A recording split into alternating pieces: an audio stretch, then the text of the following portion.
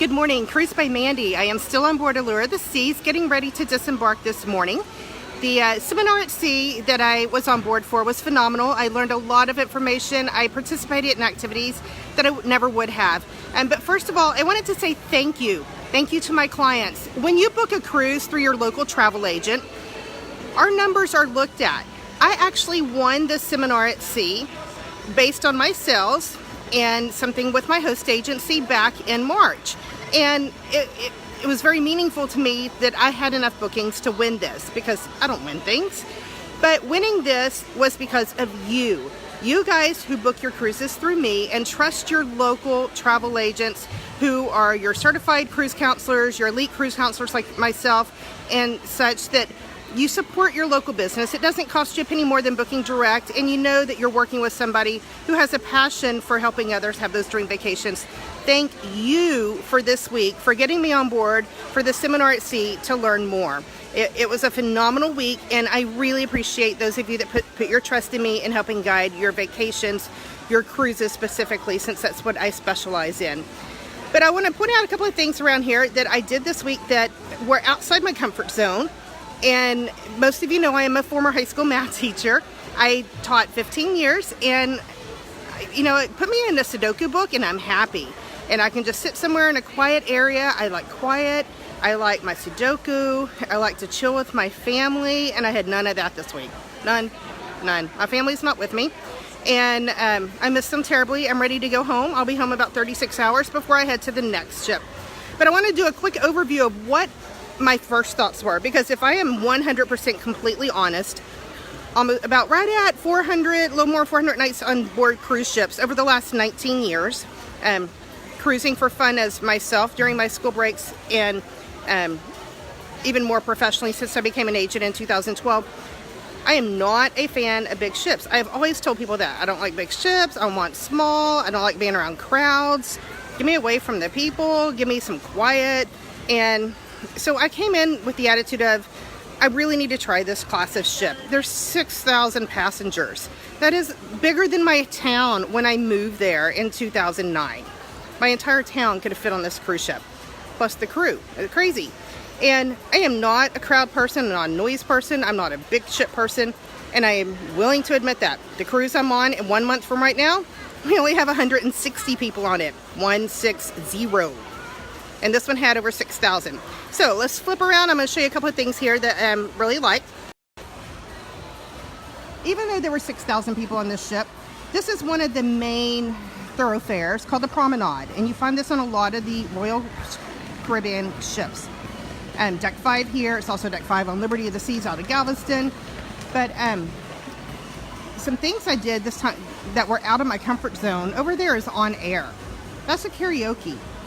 And also went to Dazzles and listened to karaoke last night, like after 8 p.m. Those that know me, I'm in bed at 8 p.m. because my family, my husband and I are up at 4 a.m. for his shift at work. So if it's after 8 p.m., people make fun of me, I know, but I'm already in bed. You know, my clients or former clients who would always, you know, insist on texting me at all hours of the day for whatever questions. And I'm like, please email me. I need my cell phone for emergencies, you know, so I'm not waking up every text I get in the middle of the night because you're wondering what to pack for Europe next month when I'm really using my cell phone for personal emergencies. I'm in bed at 8 p.m. Last night, I didn't go to bed until after 12:30, and right there was On Air. Right there for On Air, I listened to karaoke. Upstairs in Dazzles, I listened to karaoke. I don't do crowds, I don't do loud music, and I did that for the first time on a cruise last night. There was live music and boleros right there every night. Walk by it, I'd stop and listen. I'd see the cutest little boy dancing on the dance floor. He was probably about 3. He could really rock and move. He was on it. Sorrento's, grabbed pizza. Yes, super yummy. Towards that end, there is the Rising Tide bar that went up and down. I am not a person to go hang out in a bar.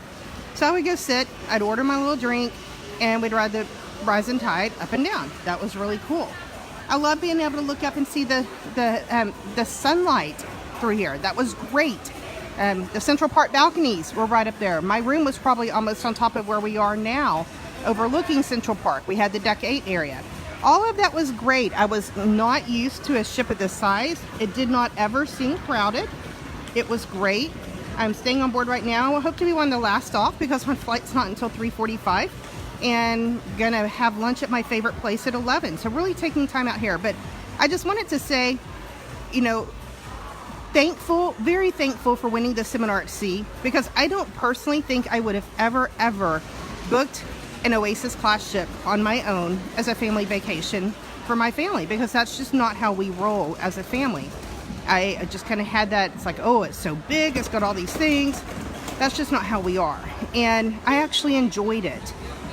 The one thing I will say is I probably saw the ocean twice. Now that's my own doing, because I was in a seminar at sea down on deck 3, and we had no windows in the conference rooms on the sea days. I'd finish, I'd stay and talk to the different people that were there with us as our group of 18 and learn from other travel agents and network and learn best practices, and we really helped each other out. It was phenomenal. In fact, I'm going with Jeanette right here in just a little bit. And I learned a lot. I think we saw the ocean from the deck 3 dining room aft on one of the sea days, and then saw the ocean in Cozumel. But pretty much I was always kind of in this area, never sat out by the pool, never did anything like that. So that is one thing I missed. Even though we had a central park balcony, we could not see the water in any way. So I am not joking when I say I saw the ocean twice this trip.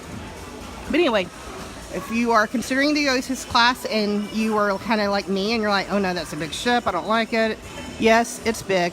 Yes, there's 6,000 people, but the crowds were really well dispersed, and I used the show ticket times to really help things out. So we had our reserved seats for the shows, and that worked great. Never had to worry about anything.